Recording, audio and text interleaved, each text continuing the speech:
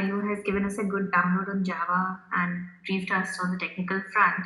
So, from an HR perspective, Java definitely has immense job opportunities. So, there are a lot of options for Java programmers since it's the most popular platform and very independent and adaptable to run on any device.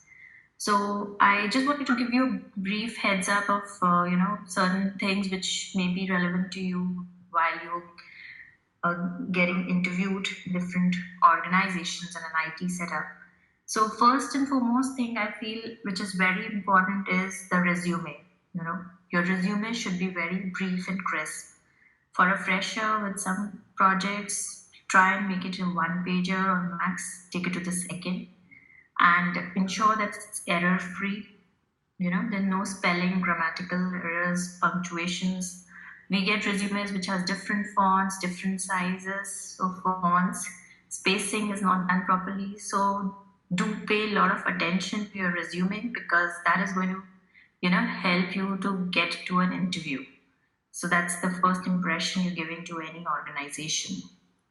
When you're there for the interview, what is important for you to, as a fresher, is that you should be a very good communicator, effective communicator, I would put it as. And it is very important, people who are technically sound but are not able to communicate effectively, they are not able to, grow up the career ladder. They may stay at a level, they may be technically very sound, great coder, but if they're not able to communicate, after certain years, their career path would be stagnant. So communication is extremely important. And when I say a good communicator or an effective communicator, it doesn't only mean that that you need to talk well. You need to be a good listener too. That's equally important. You need to empathize with others and draw logical conclusions and build that rapport within the team while working. And collaboration, I would say, is the next important thing which we look at. People who can work in a team setup. They should not be, that things should go my way all the time. So synergy has become the new buzzword. Another thing which is very important is being adaptable. Like change is the only constant in our lives. So companies look for people who can quickly adjust, to the ever shifting business needs. New technologies come up, different versions are on. So new business models. So getting multi-skilled is the need of the hour. And all that requires you to be, that you're thinking on your feet.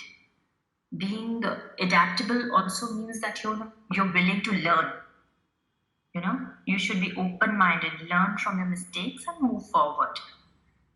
And few more things I would like to add is that when we are meeting candidates, we also look for people who are good problem solvers.